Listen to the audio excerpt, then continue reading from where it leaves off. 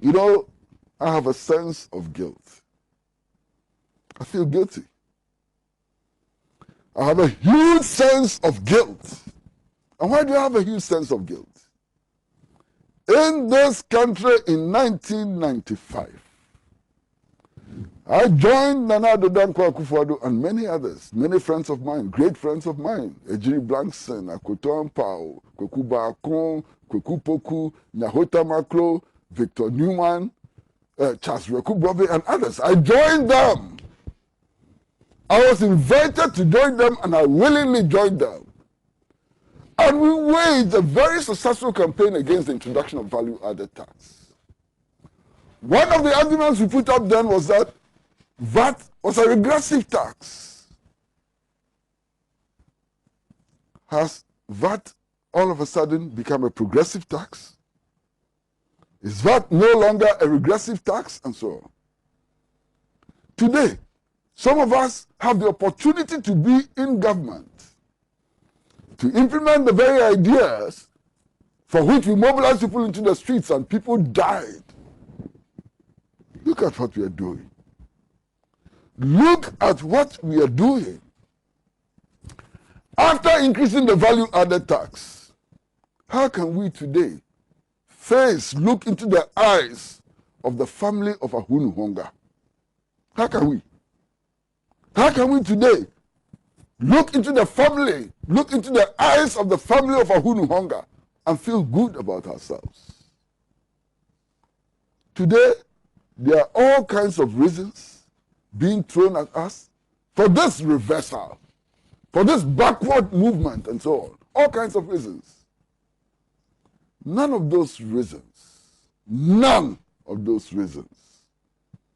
can fill the moral vacuum that is created from doublespeak and double talk. None of those reasons. And I am embarrassed. I know why I'm embarrassed. I'm embarrassed today because we have set the norm. That norm that we fought against, we accept it today. Today, we are not doing anything to reverse the implementation of what we fought against in 1995, in 1996, in the year 2000. Look at petroleum prices and go back to the year 2000. Check the newspapers.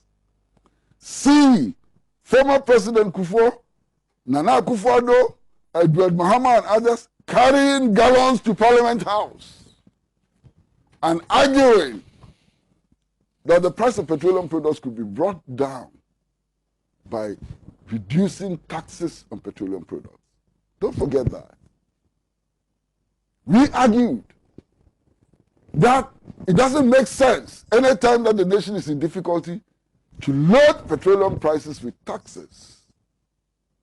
And that the increase in petroleum prices has a ripple effect throughout the economy and affects the lives of ordinary people in ways which are damaging and so on.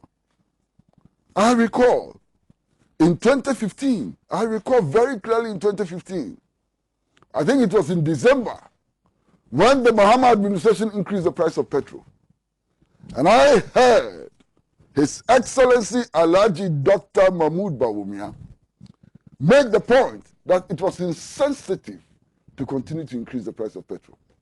I heard him. He made the point that it was insensitive to increase the price of petrol. Last year, December, after the elections, the price of petrol went up. It has gone up 4 times in 3 months. That is what I'm worried about. That is what should concern me. What kind of government are we going to get in the future which will keep its word? What kind of government are we going to get in the future which will do as Dr. Mahmoud Bawumia told us he was going to do, to use production as a means of generating resources for national development rather than to rely on taxes and loans? I'm waiting for that government. I'm waiting for that government which will do as Kwame Nkrumah taught us, We struggle for national independence for two purposes. One, to achieve the political objective of choosing our own leaders in a democratic system. That was one of the reasons why we fought for independence. The second reason why we fought for independence was to be able to take control of our resources and exploit these resources for the benefit of our people. We have failed in both respects. We have failed in both respects because we have built a system that we call democratic, but which does not deliver the will of the people. And everybody knows that. Everybody knows that the system that we have built does not deliver the will of the people. We know that. Everybody knows that today, the people of Ghana have no control over their natural resources. And their resources are not being exploited for the benefit of the people.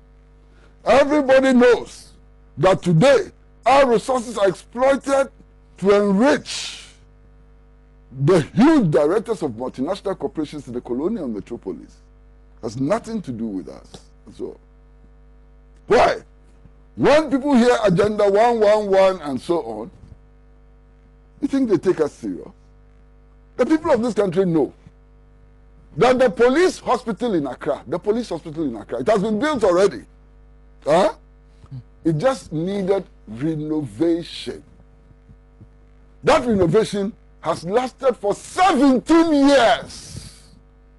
For 17 years, we've not been able to finish the renovation of the police hospital.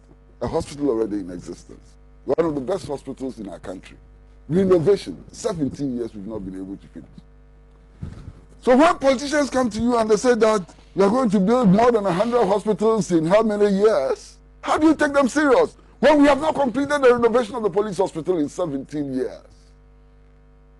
Today, if you go to the rural communities and so on, human beings are still drinking from the same water sources as cows. As cows. This is a reality. So who becomes the presidential candidate of the New Patriotic Party must be rooted in this concrete debate about who we are, where we are, and where we are likely to go. It must be rooted in the need for the fundamental restructuring of our economy. It must be rooted in changing the system of government we are running, which loads taxes on the people any time there is a crisis.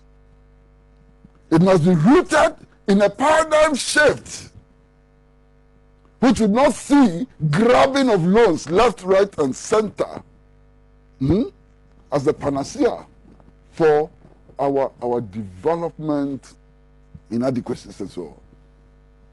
It must be rooted in building a new system of government, which would ensure that the people of Ghana can take control of their own resources and exploit these resources for their own benefit. Who replaces the Addo Akufo-Addo as president must be rooted in a system which deepens liberty, the liberty of the citizen, which enhances the right of free expression, which ensures that the people of Ghana are the center of the management of their own affairs. If it doesn't happen, that debate is a completely useless debate, and I'm not interested